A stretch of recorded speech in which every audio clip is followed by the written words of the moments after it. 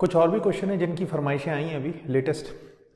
एच.सी. वर्मा का काइनेमेटिक्स का क्वेश्चन है, क्वेश्चन नंबर 32, उसको जो है डिस्कस करते हैं, देखते हैं क्या होगा। वैसे ऐसा क्वेश्चन हमने क्लास में करा रखा है। प्रोजेक्टाइल मोशन को बेसिकली कोई भी टीचर इस क्वेश्चन से भी डिस्कस कर सकते हैं।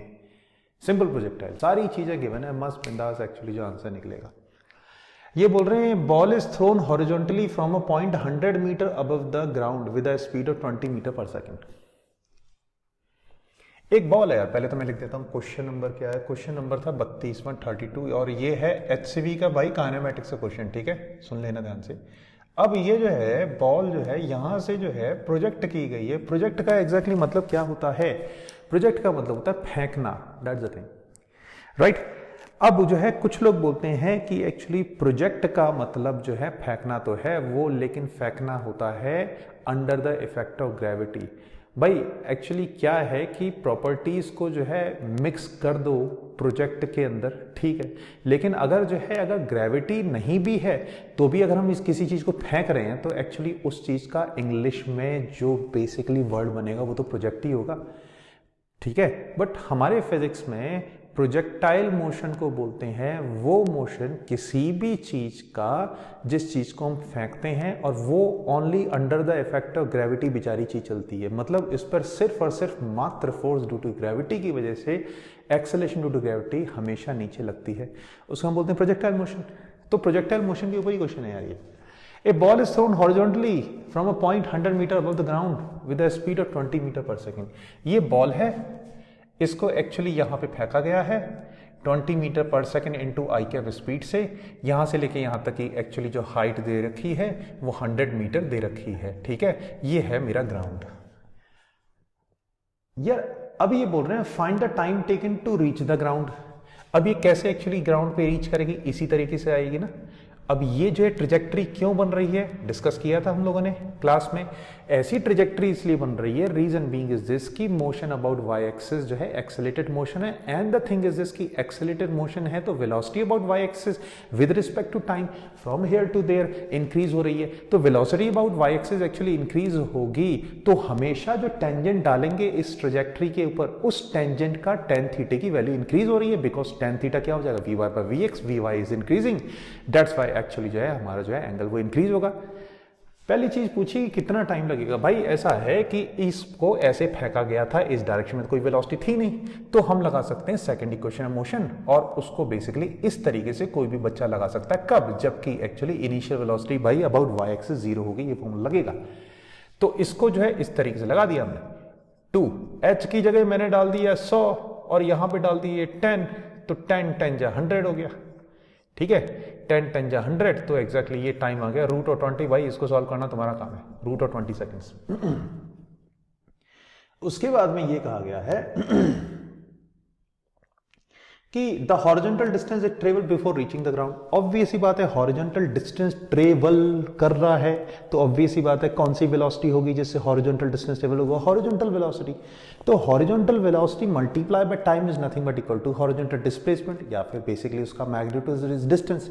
सो देयरफॉर दूसरी चीज ये आ गई कि 20 इंटू आई कैप ये वेलोसिटी है, इसको यार मैं t से मल्टीप्लाई कर रहा हूं, मतलब रूट और 20 से मल्टीप्लाई कर रहा हूं, is nothing but equal to displacement about x axis. ये निकाल लेना इसका मैग्नीट्यूड। तो ये हो गया हमारे क्वेश्चन का फर्स्ट पार्ट, ये क्वेश्चन का हो गया सेकंड पार्ट एच.सी. वर्मा सर जी के। तीसरी चीज ये बोलिए यार कि वेलोसिटी बताओ यहां पर कितनी होगी। यार यहां पे वेलोसिटी 2 हो जाएंगी ना, एक तो हो जाएगी इस डायरेक्शन में, दूसरी हो जाएगी इस डायरेक्शन में। याद रखना ये एक्चुअली थोड़ा सा टकराने से पहले का हिसाब किताब है अपने। यार इस डायरेक्शन में तो कोई एक्सेलेरेशन है नहीं, acceleration about x axis is equal to 0, so therefore हम बोल सकते हैं वेलोसिटी अबाउट एक्स एक्सिस हमेशा क्या रहेगी, कांस्टेंट। और वो कांस्टेंट एग्जैक्टली ये दे रखा है, इतना हो गया। सो थिंक इज दिस की इस डायरेक्शन में वेलोसिटी क्या है 20 इंटू आई कैप। कितना टाइम लगा भाई यहां से लेके यहां तक, ये टाइम लगा। तो हम क्या कर सकते हैं, ये टाइम को रूट ऑफ 20 को, मेरे कहने का मतलब है हम मल्टीप्लाई कर देंगे एक्सेलेरेशन ड्यू टू ग्रेविटी से। Acceleration due to gravity into time actually velocity about Y axis आ गई। सो देयरफॉर यार ये दोनों वेलोसिटी एक दूसरे से परपेंडिकुलर है। सो टोटल वेलोसिटी यहां पर मान लेते हैं बेसिकली जो है कुछ वेक्टर v थी, उसका मैग्नीट्यूड v आ गया हमारा। सो v को एक्चुअली हम इस तरीके से लिख देंगे भाया, ये जो चीज है ये क्या हो जाएगा अंडर रूट ऑफ 20 इंटू 10 का होल स्क्वायर प्लस ऑफ 20 का होल स्क्वायर, तो एग्जैक्टली ये स्पीड आ जाएगी। अब यार हमें सर ने पूछा था कि भाई ये बताओ कि एंगल कितना आएगा, तो एंगल कितना हो जाएगा भाई, tan theta is equal to हो जाएगा हमारा minus of root of 20 into tan v हो गया, ये अपॉन ऑफ 20 आ गया, तो खत्म बात है। Exactly theta is equal to scientific calculator सब बच्चों के पास होता है, सारी चालू है आजकल, तो एग्जैक्टली जो ये जो चीज है वो इसके उससे ऐसे लिख के हमारा एंगल आ गया, दिस इज द थिंग। तो ये हमारा आंसर आ गया तीसरा, स्पीड एंड डायरेक्शन। तो ये क्या आ जाती है, स्पीड इनटू डायरेक्शन, ये हो जाती है साडी वेलोसिटी, राइट। यार इसके बाद में है क्वेश्चन नंबर 32 एचसीवी का, ये काइनेमेटिक्स का अच्छा क्वेश्चन है। इस क्वेश्चन में क्या करना है, सबसे पहले चीज तो एक्सेलरेशन ड्यू टू ग्रेविटी को भाई लगा देना कितना, 32 फीट पर सेकंड स्क्वायर। तो पहले एक्चुअली जो है मैं ये लिख देता हूँ, एक्सेलरेशन ड्यू टू ग्रेविटी रफली जो है हो जाएगी 32 फीट पर सेकंड हर सेकंड। जो बच्चे नहीं भी मुझसे पढ़ रहे हैं वो याद रखना कि कभी भी एक्सेलरेशन को तुम इस तरीके से लिखते हो, समथिंग पर सेकंड हर सेकंड, तो उससे ये फीलिंग आएगी तुम्हारी कि हर सेकंड बेसिकली आपकी वेलोसिटी जो है चेंज हो जाएगी। अब वो जो चेंज हो रही है वो कांस्टेंट हो रही है, इसका मतलब एक्सेलरेशन कांस्टेंट है। अगर कांस्टेंट हो जाएगी एक्सेलरेशन तो हम बेटा एवरेज वेलोसिटी का फॉर्मूला याद रखना इस तरीके से लगाते हैं कि average velocity is equal to initial velocity plus final velocity divided by 2, ठीक है, दैट्स द थिंग। तो ये फंडे को याद रखना। अब बोला क्या है हमारे सर ने कि एक आदमी है, एक एक्चुअली आदमी है जो कि जो है यहां पर खड़ा हुआ है, ओके, यहां से लेके यहां तक की बेसिकली हाइट दे रखी है 171 फीट, राइट। अब क्या कहा है, has to throw a packet, इस बंदे ने क्या किया है कि एक्चुअली एक पैकेट को थ्रो किया है, ओके जी, has to throw a packet to his friend standing on the ground 228 feet horizontal away. So from here the person is standing here, so from here to here this distance is horizontal distance, and you can say this thing that this distance is 228 feet, got it? So what he is doing, a person here is actually directly aiming at this observer, इस पे directly M कर रहा है, यहाँ का observer इस पे directly M कर रहा था, ऐसे एम करेगा। और बेटा इस डायरेक्शन में एक्चुअली जो इसने एक food packet, sir is saying कि एक पैकेट है, आई am sorry not a food packet, एक पैकेट है जिसको एक्चुअली जो है हमने फेंक दिया विद द वेलोसिटी 15 फीट पर सेकेंड या फिर हर सेकेंड, इस तरीके से फेंक दिया।